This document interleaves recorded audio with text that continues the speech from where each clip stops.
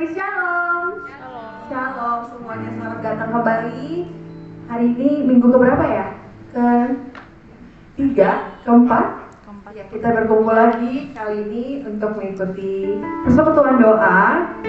Mudah-mudahan semuanya yang datang karena ingin bersama-sama mendengarkan firman Tuhan, bersama-sama memuji Tuhan, bersama-sama bersekutu dengan teman-teman rekan-rekan kerja kita di Bogor hari ya.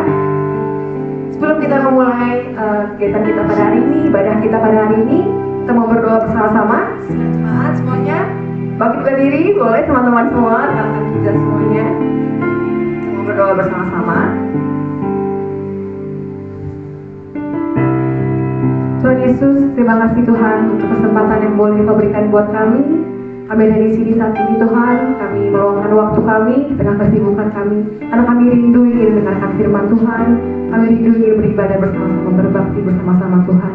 Dan biarlah pada waktu yang singkat ini, kami bisa pulang dengan membawa berkat, dengan membawa pengajaran, membawa firman Tuhan, membawa hati yang penuh dengan sukacita Tuhan.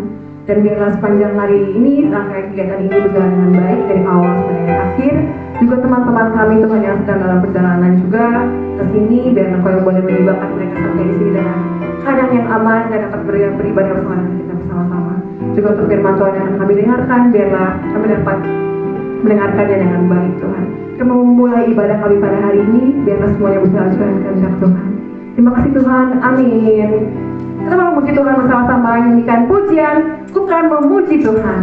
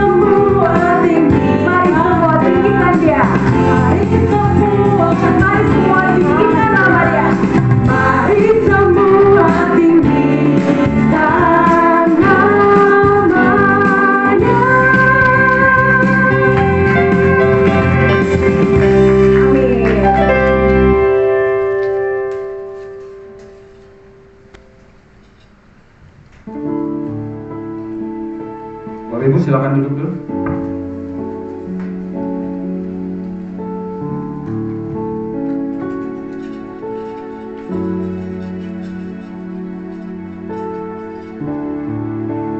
Tiada yang dapat pisahkan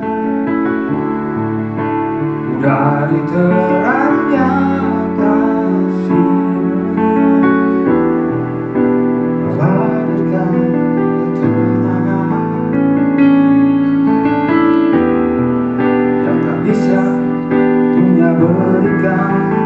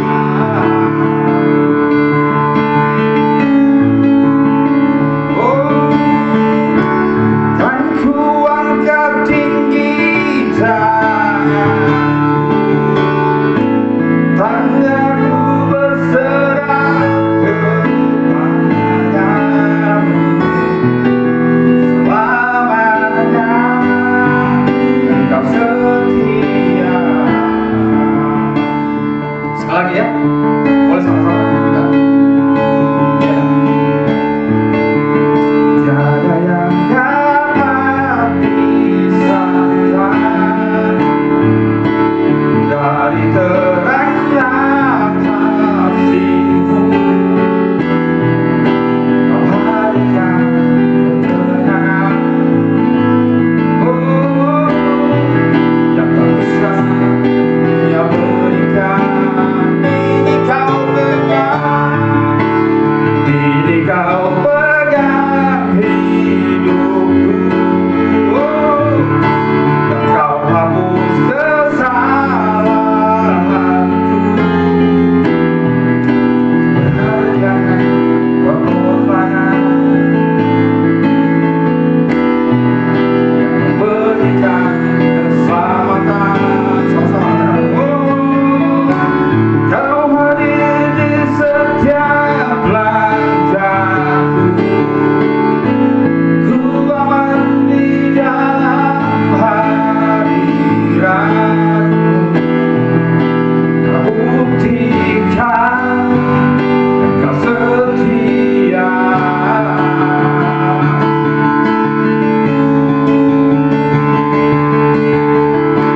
Kan ku angkat tinggi tanganku, tandaku berserah kepada-Mu, selamanya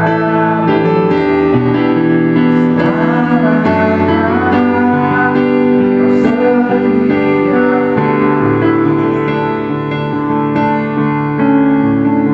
Selamanya Engkau setia.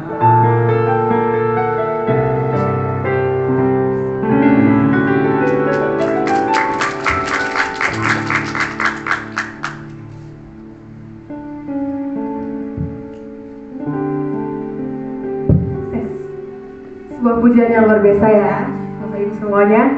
Pujian yang sangat indah, menyatakan bahwa betapa setianya Tuhan kita saat kita menghadapi banyak pencobaan, saat kita ada di dalam masa yang susah, yang sulit. Tuhan selalu bersama dengan kita ya, amin. Ada yang tahu tema hari ini? Tema hari ini sandwich generation ya, benar ya? Sandwich generation. Ada yang tahu nggak sih apa sih artinya sandwich generation? Ini bahasa anak zaman sekarang ya, Pak Ibu. Tahu nggak? Sandwich generation itu kalau salah cemil. Correct me if I'm wrong ya. Jadi itu harusnya di usia 30-40 tahun ya. Jadi di generasi yang di tengah-tengah, yang dia udah punya keluarga harusnya, udah punya anak, dan juga masih ada orang tua. Jadi dia tuh generasinya terhimpit antara generasi atasnya dan bawahnya. Jadi dia harus menghidupi dirinya sendiri pastinya, anaknya, dan juga masih ada keluarganya. Bener nggak ya? Bener, harusnya bener ya. Kalau menurut Google sih gitu ya. Ya pasti di sini juga pasti udah banyak ya yang di generasi itu ya. Gimana teman-teman? Sulit? Karena aku belum nih jujur nih. Pasti ada tantangan masing-masing ya. Nah di hari ini kita akan bersama-sama belajar tentang bagaimana sih menghadapi sandwich generation itu ya. Kita akan bersama-sama melihat firman Tuhan. Kita akan persiapkan hati kita ya, sebuah pujian.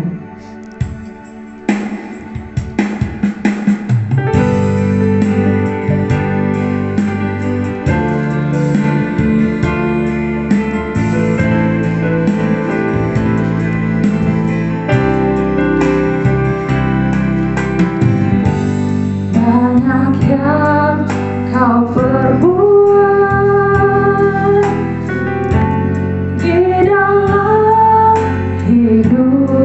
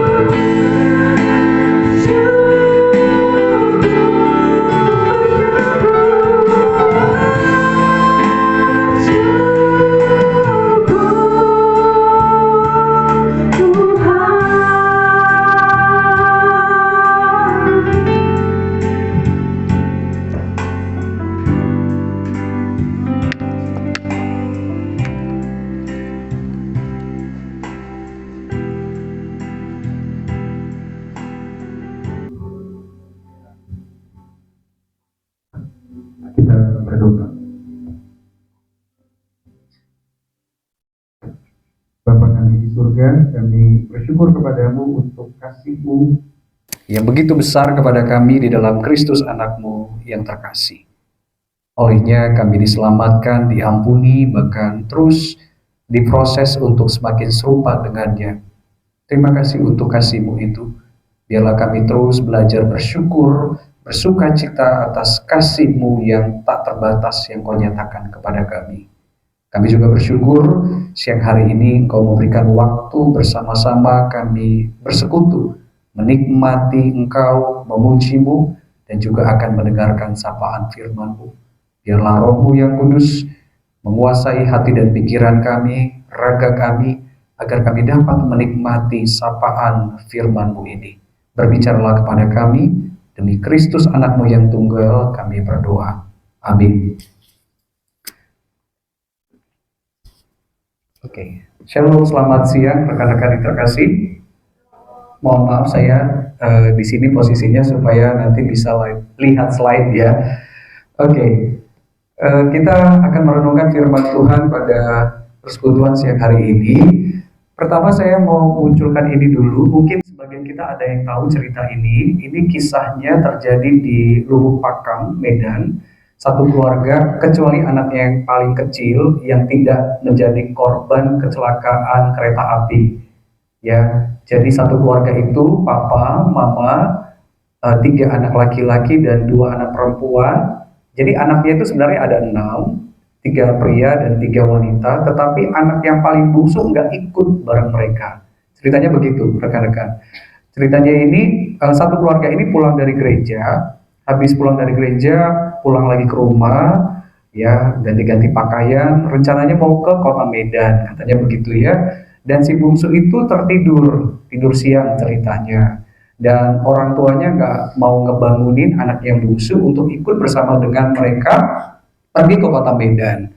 Ya, di mobil itu papa, mama, 3 anak laki-laki dan 2 anak perempuannya, minus anak perempuan yang paling kecil, si bungsu begitu. Jadi mereka pergi menuju kota Medan dari rumah, melewati rel kereta api yang tidak terlalu jauh sebenarnya dari rumah mereka. Tiba-tiba ketabrak sama kereta dan luar biasa sih, terempasnya itu jauh banget, 300 meter sampai ke sawah-sawah, hancur. Mamanya atau istrinya sempat koma sekitar kalau nggak salah 2 mingguan ya. Tetapi suaminya, 3 anak laki-laki dan 2 anak perempuan mereka itu mati seketika. Begitu ya. Dan itu terjadi tanggal 21 Juli, saya masih ingat beritanya 21 Juli, dan si ibu itu meninggal kalau nggak salah 2 minggu kemudian. Nah, yang ingin saya angkat dari kisah ini adalah bagaimana pilunya anak si bungsu, bukan? Kalau teman-teman lihat baik itu di TikTok atau di berita-berita, itu saya aja nangis melihat tangisan si bungsu, melihat papa, 3 abangnya dan 2 kakak perempuannya itu udah jadi mayat semua begitu. Dia menangis terisak-isak dan merasa sedih sekali karena ditinggalkan oleh orang-orang yang sangat dia kasihi. Nah, 2 minggu kemudian mamanya yang berpulang. Jadi si bungsu ini menjadi sebatang kara di bumi ini. Tinggal dia saja. Meskipun masih ada saudara-saudara dari keluarga papa dan mamanya, tapi keluarga terdekatnya yaitu orang tua dan saudara kandungnya tidak ada lagi. Dan si bungsu ini baru kelas 1 SMP kalau saya tidak salah. Masih muda sekali, usia 14 tahun. Tapi di usia muda itu dia harus menanggung perasaan yang sangat-sangat menyedihkan. Itu bisa menjadi trauma tentunya bagi si bungsu ini, bukan? Kisah yang memilukan. Melihat kereta api, mendengar suara kereta api bisa trauma sekali. Atau melintasi rel kereta api pun bisa menjadi trauma tersendiri bagi dia. Atau ketika dia pulang ke rumah, lihat kamar orang tuanya, kakak-kakaknya yang udah nggak ada lagi, pasti bisa menimbulkan trauma tersendiri. Dan butuh untuk didampingi tentunya si anak bungsu ini. Saudara, kita merenungkan satu judul yang diberi Sandwich Life. Ya, jadi kita merenungkan satu judul tentang Sandwich Life ya. Sandwich Life ini apa sih? Oke, sandwich slice ini ya kita tahu ya, sandwich itu kan roti yang berlapis, di dalamnya itu ada sayuran, ada daging, ada telur, dan macam-macam isinya. Terserah kita mau tambahin apa, ya, sesuai selera. Intinya sandwich ini kan roti yang berlapis. Anak-anak saya paling suka makan sandwich karena apa? Menarik sekali. Isiannya itu hal-hal yang mereka suka seperti sosis, kemudian daging, telur. Kecuali ya kalau udah sayur mayur mereka agak garu-garu kepala, tapi tetap aja dimakan karena ada saus-sausnya begitu ya.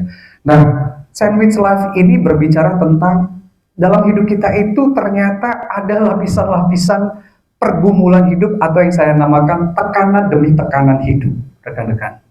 Itulah sandwich life sederhananya. Selalu ada tekanan demi tekanan yang kita hadapi. Kita lihat di Markus 5 ayat 21 sampai 43. Kita nggak akan baca secara keseluruhan. Saya akan bacakan ayat-ayat ini waktu saya menjelaskan poin demi poin ya. Teman-teman boleh lihat di Alkitabnya masing-masing, Markus 5.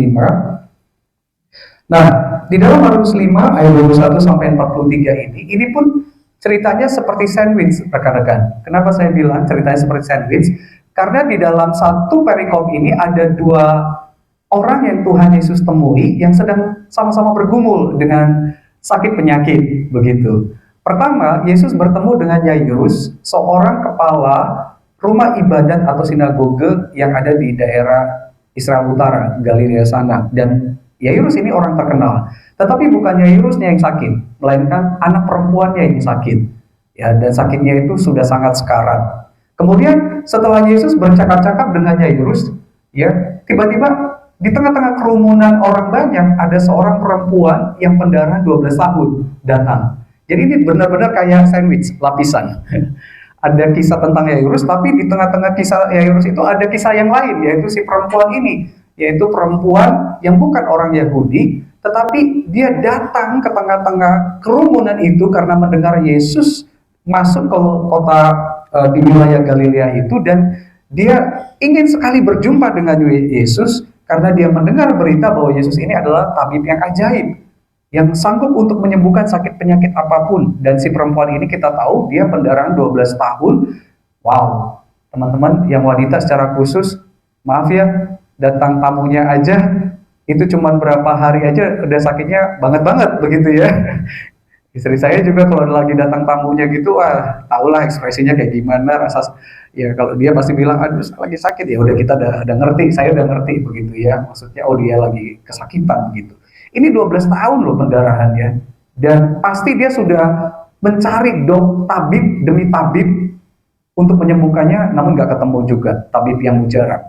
Mungkin udah habis uang juga untuk dia mengeluarkan dana demi mencari kesembuhan, dan habis semuanya, nggak sembuh-sembuh juga. Nah, begitu Yesus hadir dan dia pas waktu ada di situ, dia segera ingin mendekati Yesus. Bahkan di dalam imannya dia yakin bahwa ketika aku memegang pucuk dari jubah Yesus aja, aku pasti sembuh. Ya. Ini uniknya iman seorang wanita yang mengalami pendarahan 12 tahun. Jadi ada dua cerita dari satu perikop ini tentang Yairus yang anaknya sekarat dan perempuan yang mengalami pendarahan 12 tahun. Mari kita perhatikan satu demi satu, teman-teman. Silakan, next. Ya, dalam hidup ini ada tekanan, tapi jangan khawatir karena kita di dalam Kristus, kita mendapatkan tuntunan juga dari Tuhan. Tuhan izinkan kita mengalami tekanan. Karena Tuhan yang kita ikuti, yaitu Yesus Kristus, Tuhan yang pernah mengalami tekanan demi tekanan, bukan? Jadi kita bersyukur, kita punya Tuhan, kita punya teladan pribadi yang dia nggak cuma ngomong, tapi dia juga pernah ngalamin tekanan demi tekanan. Bagaimana dia dikhianati, bagaimana dia difitnah, bagaimana dia disangkali, bagaimana dia diolok-olok, bagaimana dia mau dijatuhkan, bagaimana dia mau dilempari, bahkan terakhir dia disalibkan. Tuhan begitu luar biasa kuat menghadapi setiap tekanan-tekanan itu. Tetapi menariknya, di dalam iman Kristen ada tekanan, ada tuntunan. Dan tuntunan inilah yang kita perlukan tentunya untuk menghadapi setiap tekanan yang Tuhan izinkan terjadi dalam hidup kita. Mari persatu persatu kita pelajari ya. Nah, dalam konteks perikop yang kita baca ini rekan-rekan, Markus 5, 21 sampai 43, setidaknya ada tekanan. Yang pertama itu anak Yairus, tadi saya katakan anaknya sekarat. Sekarat ini kemudian anaknya mati ternyata. Bukan hanya sekarat, tapi sampai mengalami kematian. Di ayat 23 dikatakan di sana, anak perempuanku hampir mati. Setelah itu benar-benar mati anaknya. Datanglah kiranya dan letakkanlah tanganmu atasnya, supaya ia selamat dan tetap hidup.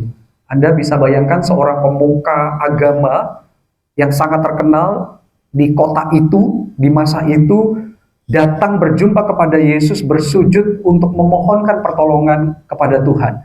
Kenapa? Karena dia memiliki tekanan yang amat berat, anak perempuan yang sangat dikasihinya sekarat, dan terakhir dia mendengar kabar kalau anaknya itu sudah mati. Begitu. Ini tekanan tersendiri bagi Yairus. Kemudian perempuan tadi yang mengalami penyakit pendarahan yang tidak kunjung sembuh, di ayat 25 dikatakan di sana, di situ ada seorang perempuan yang sudah 12 tahun menderita pendarahan. Ini tekanan bagi si wanita itu. Jadi baik Yairus maupun wanita ini sama-sama punya tekanan dengan versinya masing-masing. Lanjutkan. Ya, dalam hidup kita Bapak Ibu Saudara, tekanan hidup itu bagaikan sandwich ya. Dan saya rasa di sini tekanan hidup kalau ditanya satu persatu nggak hanya satu ya. Berlapis-lapis, berapa lapis? Ratusan, gitu ya. Ribuan, jutaan gitu ya. Kalau ditanya satu persatu, Raymond aja kalau suka sharing, wah lapisannya banyak tuh. Saya apalagi banyak juga lapisan tekanan dalam kehidupan saya. Teman-teman pasti kalau di sharing kan banyak sekali ya. Mari kita coba lihat ya. Setidaknya inilah tekanan-tekanan hidup yang seringkali dialami manusia pada umumnya, termasuk kita anak-anak Tuhan, baik itu tekanan adanya dosa dalam diri kita. Jangan salah ya, dosa itu bisa menjadi tekanan karena sangat mengganggu kerohanian kita. Kemudian apalagi tekanan pandangan perkembangan dunia, perkembangan politik sekarang. Kemarin saya sharing sama istri tentang keadaan negara kita akibat undang-undang yang itu ya, sampai wah serem nih kalau sampai demo-demo lagi gitu ya. Hal-hal seperti itu bisa menjadi tekanan bagi kita. Kemudian tekanan sakit penyakit. Saya nggak tahu teman-teman punya penyakit tertentu yang Anda sudah berobat kemana-mana, nggak kunjung sembuh, dan itu bikin Anda sangat stres, tertekan sekali. Ya kalau ada, ya Anda nggak sendiri kok. Ternyata banyak juga orang-orang di luar sana yang mengalami tekanan karena sakit penyakit. Nanti saya akan sharingkan beberapa dari anggota keluarga saya mengalami tekanan karena sakit ya. Kemudian yang keempat, tekanan ekonomi, keluarga, studi, pekerjaan, pasangan hidup, dan yang lainnya. Ini juga jadi satu tekanan tersendiri. Kemudian apalagi tekanan tentang pegangan hidup maupun juga kematian. Banyak orang yang takut dengan kematian, begitu ya. Jadi kalau udah bicara kematian, tegangnya luar biasa, begitu. Apalagi kalau orang-orang di sekitarnya dalam beberapa waktu itu ada yang matinya itu berturut-turut. Wah, itu kematian itu menjadi satu ancaman, jadi tekanan bagi dia. Ya, bisa jadi ada orang yang demikian. Nah, kalau teman-teman bisa tambahkan, apa kira-kira tekanan dalam hidup Anda yang berlapis-lapis itu? Anda bisa tambahkan ya. Yang membuat Anda itu merasa stres, bisa jadi Anda depresi sekali, dan Anda nggak kuat menghadapi kenyataan hidup. Terakhir ini kita dengar berita yang viral sekali ya, yang ngambil dokter spesialis itu, yang akhirnya bunuh diri. Tahu ya ceritanya itu ya, serem juga sih ya. Ternyata banyak kasus bullying itu bukan hanya di sekolah-sekolah umum, tetapi juga di kedokteran juga ya. Serem juga itu. Sampai seorang calon dokter spesialis itu mengakhiri hidupnya karena tekanan dari seniornya. Berharap di sini tidak ada tekanan dari senior ke junior ya. Semuanya baik-baik, anak Tuhan. Lanjutkan. Nah, ini yang saya mau ceritakan. Ini keponakan dari kakak ipar saya sebenarnya ya. Ya jadi saudara juga ya. Nah, ini anak tunggal teman-teman. Namanya Duma, kita panggil Duma. Duma ini tahun 2014 dia terdiagnosa kanker tulang di bagian tangan sebelah kiri, ya, tangan sebelah kiri. Itu kejadiannya itu dia main voli ceritanya di sekolahnya, dia lagi servis bola volinya, kemudian kesleo. Nah, kesleo dibawa ke tukang pijet biasa ya, di kampung-kampung begitu diurut-urut, ya dikira ini ya kesleo biasa, tapi ternyata teman-teman kayak beberapa hari kemudian itu tangannya bengkak. Nah, dan bengkaknya itu nggak lazim, bengkaknya itu ada kayak kayak bisul begitu ya, kayak bisul berwarna pink-pink begitu. Dikira ini mah bisul biasa. Ya udah ke bidan di kampung dikasih obat, tapi makin membesar. Terakhir akhirnya dibawa ke rumah sakit dan dokter mulai curiga, di biopsi. Waktu di biopsi ternyata sel kanker. Cepat banget menjalarnya. Waktu saya pulang kampung 2015 ketemu dengan si Duma ini, itu bintik-bintik itu kayak bisul ya, kayak bernana-bernana di tangan telapak kirinya ini. Kita masih sempat ngobrol sama dia, masih sempat bermain sama Duma, tapi cepat sekali menjalar sel kanker itu sampai akhirnya menggerogoti seluruh tubuhnya. Teman-teman kalau lihat ini tangannya sebelah kiri kayak monster ya. Itu akibat kankernya itu ya, kanker tulang itu menjalar ke seluruh anggota tubuhnya dan tahun 2016 dia meninggal dunia. Dia anak tunggal ya, anak tunggal loh. Udah nggak ada lagi anak dari orang tuanya. 2 atau 3 tahun kemudian mamanya yang meninggal. Sekarang papanya tinggal seorang diri.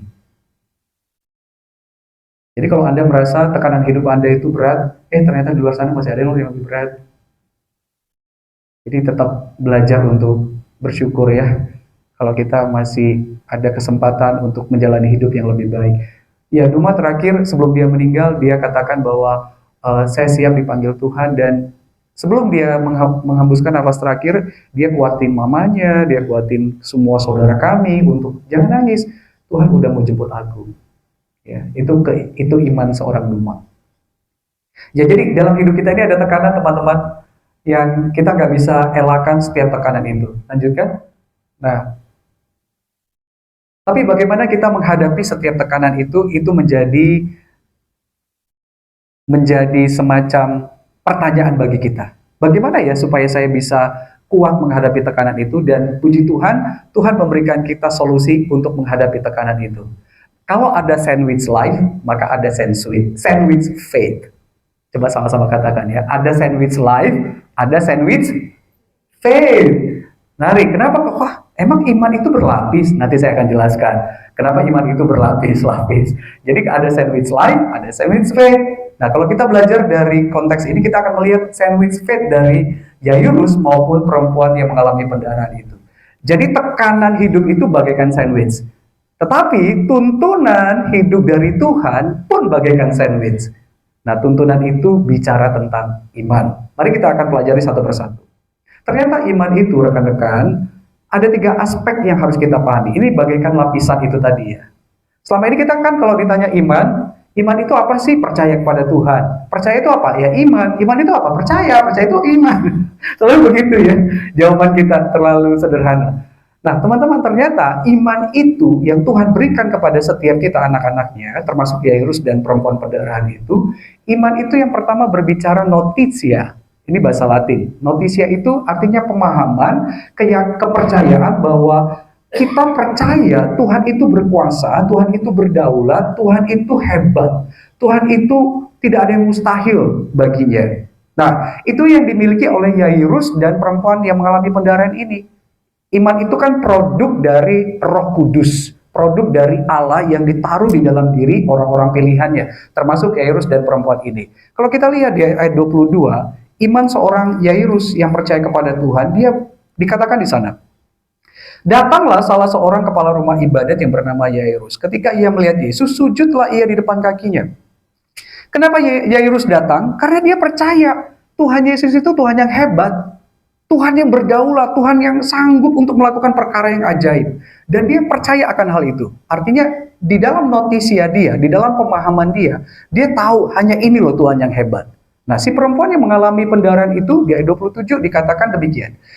Perempuan itu sudah mendengar tentang Yesus. Maka di tengah-tengah orang banyak itu, ia mendekati Yesus dari belakang dan menyentuh jubahnya. Kenapa dia lakukan itu? Karena di dalam notisia dia, di dalam pemahaman dia sekarang punya pemahaman bahwa Yesus ini adalah Tuhan yang hebat. Sama seperti Yairus tadi. Yesus ini bukan Tuhan sembarang Tuhan.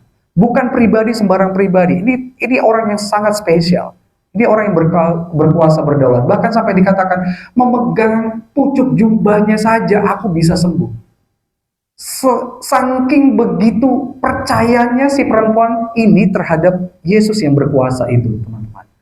Nah, waktu kita menghadapi tekanan hidup, saudaraku yang terkasih, Tuhan itu sudah memberikan kita iman. Dan iman itu pertama-tama bicara notisia. Pemahaman kita bahwa Yesus itu adalah Tuhan Juru Selamat, Dia berdaulat atas apapun. Kalau kita bergumul dengan sakit kita, Dia berdaulat atas penyakitmu. Meskipun pada akhirnya ada aja anak-anak Tuhan yang Tuhan tidak izinkan sembuh secara fisik, namun mereka tetap bisa percaya Yesus itu berdaulat, bahkan mereka bisa percaya setelah mereka mati mereka akan bersama dengan Tuhan. Seperti ponakan kami ini, si Duma tadi. Dia nggak sembuh secara fisik, tapi dia punya notisia, kepercayaan bahwa Yesus sudah menantikan dia.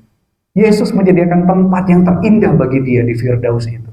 Mama saya Oktober lalu meninggal, kanker darah. Ya, mama saya udah hampir 12 tahun itu juga mengidap kanker darah, dan dia udah nggak sanggup sebenarnya untuk menanggung sakitnya itu. Dan detik-detik sebelum dia meninggal kita masih sempat untuk muji Tuhan, berdoa bersama, ya lewat video call karena kami terpencar-pencar begitu, belum sempat pulang waktu itu. Dan mama saya itu yakin bahwa fisikku ini nggak bisa sembuh, tetapi aku percaya Tuhan akan membawa aku ke surga nantinya. Ada iman yang seperti itu loh teman-teman. Jadi bukan hanya sekedar, oh aku percaya Tuhan bisa sembuhkan penyakitku.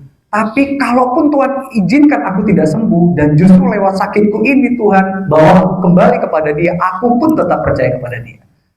Begitu loh, iman anak Tuhan itu demikian. Itulah iman yang diberikan Tuhan kepada Yairus, perempuan pendaran, termasuk kepada kita. Yang kedua, lanjutkan dulu. Saya mau sharingkan ini. Ini ponakan saya. Ini kalau tadi kan ponakan ipar saya. Ini ponakan, benar-benar ponakan kandung saya. Namanya Kesia Samosir, anak abang saya. Anak abang saya nomor 1, saya nomor 3 begitu ya, laki-laki. Itu abang saya dan itu istrinya. Nah, apa yang mau saya ceritakan dari keponakan saya? Ponakan saya ini usia di tahun 2019, dia terkena penyakit nefritis lupus. Ya, nefritis lupus yang menyerang ginjal. Jadi ponakan saya ini 5 hari koma di ICU di Pekanbaru begitu. Nefritis lupus, dan waktu koma di ICU itu udahlah semua keluarga udah nangis, udah angkat tangan. Tadi kalau ada bapak tadi nyanyi ngajak aku angkat tanganku tandaku berserah padamu begitu. Kami semua satu keluarga udah angkat tangan aja, udah Tuhan, udah berserah. Abang saya yang tadinya nggak siap kehilangan putri pertamanya, ini panggilan untuk keluarga abang saya, juga panggilan untuk keluarga mama saya begitu ya, karena panggilan untuk Opung Kesia jadinya begitu. Jadi kita udah angkat tangan, udah nyerah, udah Tuhan terserah. Abang saya yang tadinya nggak mau, sampai akhirnya udah, karena dokter udah angkat tangan semua. Koma, udah matanya udah putih semua, lidahnya udah keluar, udah tanda-tanda mau lewat begitu. Wah, kita udah nangis aja bawaannya. Saya aja sampai gemeteran, berdoa sama kakak ipar saya, sama abang saya, kita nangis semuanya begitu. Tapi puji Tuhan, apa yang terjadi?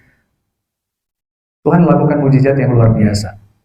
Ponakan saya ini Tuhan izinkan untuk keluar dari komanya, dan dibilang sembuh total belum. Nanti saya akan ceritakan lanjutannya. Tetapi dari kisah ini adalah bagaimana Tuhan memberikan iman kepada kakak dan abang saya ini untuk tetap percaya pada Tuhan. Percaya Tuhan bisa sembuhkan, dan percaya kalau Tuhan pun ambil anak ini di tangan Tuhan. Udah, begitu aja iman mereka. Kalaupun abang saya bilang, kalaupun boruku itu anak perempuanku ini diambil Tuhan, aku percaya anakku ini di tangan Tuhan. Gitu. Itu kepercayaan dia, notisia ya. Kita lanjut ke poin berikutnya. Nah, iman itu tidak hanya bicara notisia, iman itu bicara asensus. Asensus itu bicara keyakinan. Nah, makanya ada lapisannya ya. Ada sandwich life, ada sandwich faith. Menghadapi sandwich life kita, pakailah sandwich faith. Notisia, kita percaya Tuhan itu hebat, tapi kita yakin di dalam hati Tuhan itu sungguh-sungguh hebat ya. Mari kita lihat. Nah, bagaimana si Yairus, keyakinannya yang penuh kepada Yesus itu, dia datang, dia berseru, dia curahkan perasaannya di hadapan Tuhan. Di ayat 23 tadi, dia bersujud. Waktu dia bersujud itu menandakan dari dalam hatinya, dia yakin Yesus hanya Engkaulah yang bisa kuandalkan.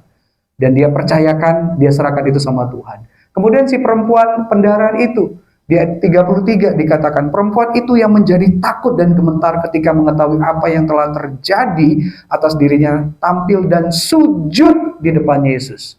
Yairus sujud di depan Yesus, perempuan ini juga sujud di depan Yesus. Orang-orang yang beriman itu orang-orang yang suka sujud di hadapan Tuhan. Sebagai ungkapan keyakinannya, Tuhan hanya Engkau yang berkuasa dan aku hancur hati membawa semua tekanan hidupku di hadapanmu.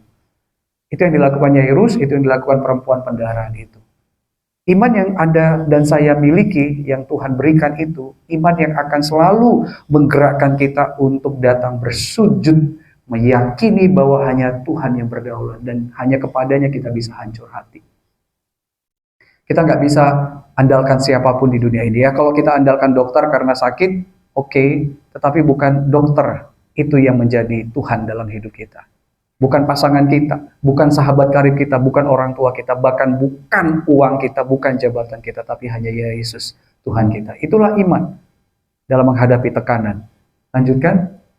Nah, ini pernyataan kakak ipar saya. Saya masih ingat banget kalimat dia waktu kami video call, menangis-nangis. Karena anak perempuannya udah koma, dia bilang begini, Tuhan Yesus tolonglah Keisha, Tuhan Yesus Engkau tabib yang ajaib, tiada yang mustahil bagimu. Sampai kita itu bersujud, benar-benar bersujud, nangis di hadapan Tuhan. Ini tangisan seorang mama yang sejujurnya kalau dia mau jujur, dia takut kehilangan putrinya, tapi dengan iman dia berani bawa tekanannya itu di hadapan Tuhan. Dia punya notisia kepercayaan pada Yesus dan dia punya asensus keyakinan bahwa Yesuslah yang dia perlukan. Oke, berikutnya. Ini lapisan yang teramat dalam. Ada notisia, ada asensus, dan ada fidusia. Fidusia ini apa? Jadi kalau kasih nama anak, fidusia artinya ini ya.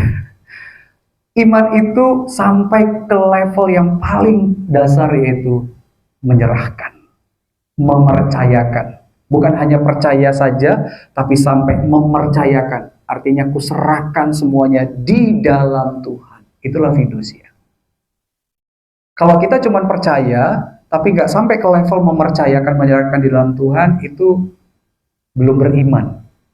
Orang yang beriman itu adalah orang yang sampai levelnya, udah Tuhan, kuserahkan semuanya di dalam.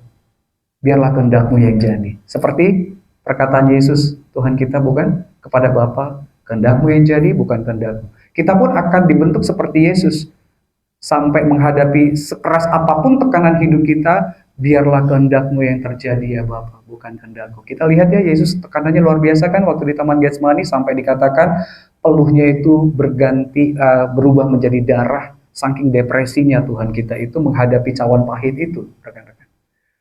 Tapi Yesus di situ berserah penuh di dalam kehendak Bapa. Dan kita sekarang pengikut Yesus pun akan dilatih untuk berserah penuh di dalam Bapa kita di surga, menyerahkan semua tekanan demi tekanan di dalam kuasanya, kedaulatannya. Dan itu sangat menenangkan jiwa kita ya. Nah, bagaimana si Yairus, dia 24, perempuan yang mengalami pendarahan, dia 34 dan 36 pun menyerahkan semuanya di dalam Tuhan. Apa yang dilakukan Yairus? Dia serahkan di dalam kehendak Tuhan. Tuhan bilang, anakmu, dia 24 itu dikatakan Yesus di situ sanggup untuk menyembuhkan anak Yairus, dan dia pun berserah di dalam Yesus, dan perempuan ini pun berserah di dalam Tuhan. Itulah kehebatan iman yang Tuhan sediakan bagi anak-anaknya, termasuk kepada kita, tatkala tekanan demi tekanan diizinkan terjadi dalam hidup kita masing-masing. Lanjutkan.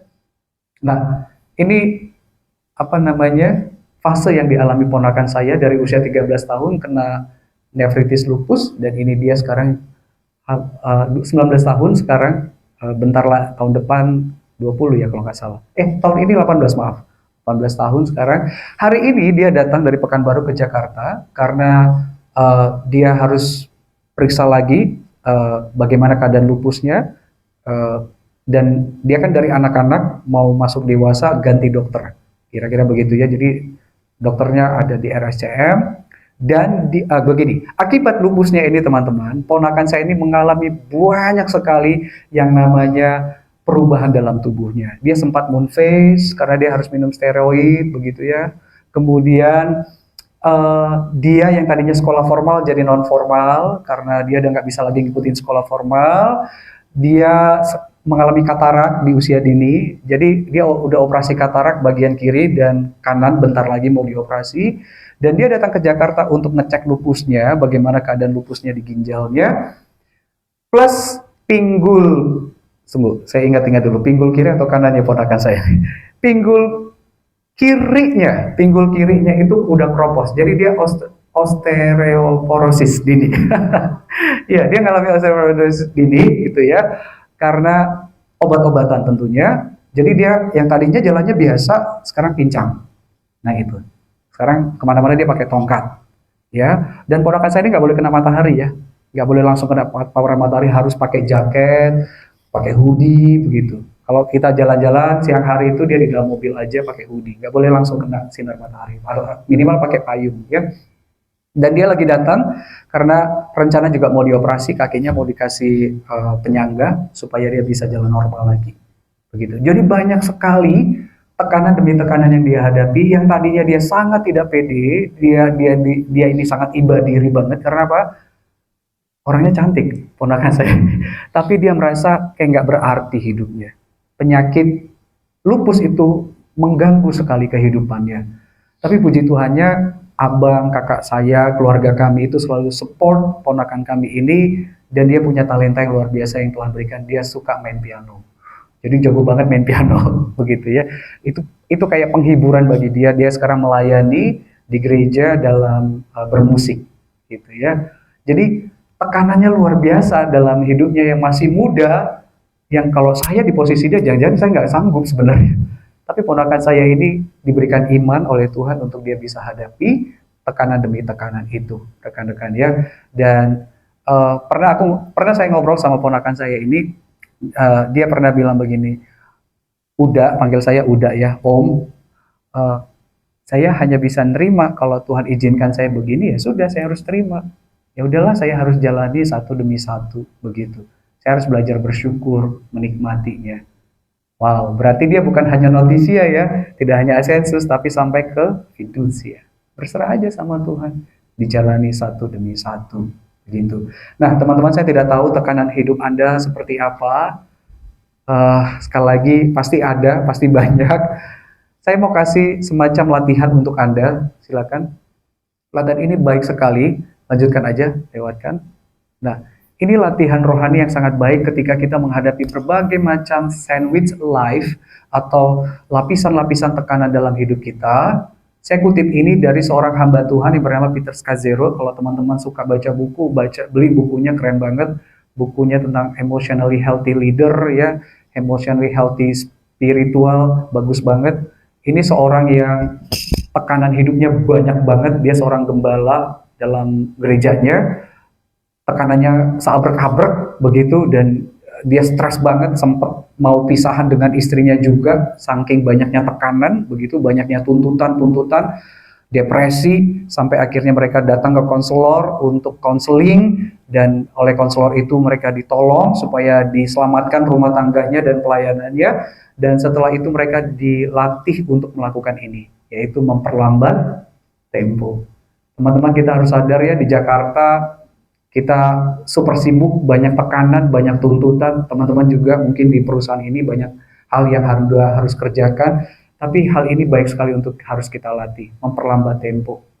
Ya, kapan waktu Anda bisa lakukan, lakukanlah ini. Misalnya kita berdiam diri dengan Tuhan, meditasi Alkitab. Kapan ada waktu kita bisa bahas ini satu persatu, ibadah harian, doa khusus. Kalau Anda di kantor, berdoalah, cari waktu selagi makan siang, berdoa secara pribadi, berdiam sama Tuhan.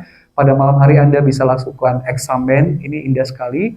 Belajar bersyukur, coba refleksi satu hari itu, apa aja yang terjadi, apa hal-hal yang bisa kita syukuri sama Tuhan. Coba tinjau hari itu, apa yang kita alami, perhatikan semua emosi perasaan Anda. Kenapa Anda sedih hari ini? Kenapa Anda senang? Apa penyebabnya? Anda curahkan itu di hadapan Tuhan, nyatakan rasa sedih Anda. Kalau ada dosa yang Anda lakukan, mohon pengampunan, dan berdoalah untuk bisa lebih peka pada kehadiran Allah. Saya dengan istri sedang melakukan ini. Enak banget kalau kita memperlambat tempo. Bukan berarti kita jadi malas-malasan, enggak. Dengan Yesus aja melakukan memperlambat tempo. Bayangkan anak Allah 90% kehidupannya di bumi ini lakukan memperlambat tempo sebelum dia melayani. Makanya kenapa Yesus kuat dan tangguh menghadapi tekanan demi tekanan. Teman-teman, kalau mau kuat dan tangguh menghadapi tekanan, Anda lakukan memperlambat tempo. Anda akan siap. Oke? Ini sharing firman yang bisa saya bagikan. Kiranya memberkati kita semua. Sandwich life harus dihadapi dengan sandwich faith. Tuhan Yesus memberkati. Mari kita berdoa. Terima kasih Bapa untuk firman yang Kau berikan kepada kami. Terima kasih untuk situasi yang Kau izinkan terjadi dalam hidup kami, tekanan demi tekanan, pergumulan demi pergumulan, yang kadangkala menyita energi kami, yang membuat kami lelah dan lelah, bahkan seringkali membuat kami jadi takut, khawatir menghadapi masa depan. Ampuni kami jika selama ini kami seringkali mengabaikan-Mu, meragukan-Mu, dan tidak peduli dengan-Mu, dengan firman-Mu. Itu yang membuat kami semakin parah ketika menghadapi berbagai macam tekanan. Kami tidak punya penopang, kami tidak punya kekuatan. Terima kasih Bapa, lewat firman-Mu ini kami diingatkan. Tekanan demi tekanan hanya bisa kami hadapi ketika kami kembali datang kepadamu. Iman yang telah Kau berikan itu kami mau gunakan untuk kami terus percaya, meyakini Yesus Tuhan yang begitu hebat dalam hidup kami. Dan kami mau belajar berserah di dalamnya, menyerahkan semuanya di dalam Dia. Bapa, tolonglah kami anak-anak-Mu ini. Di tengah-tengah berbagai macam tekanan yang terjadi, ajar kami untuk selalu berdiam di hadapan-Mu, memperlambat tempo kami, supaya kami bisa mendengar-Mu, peka pada suara-Mu, dan itu akan menopang kami untuk melakukan aktivitas kami selanjutnya. Sertailah kami anak-anak-Mu ini. Demi nama Tuhan Yesus kami berdoa. Amin.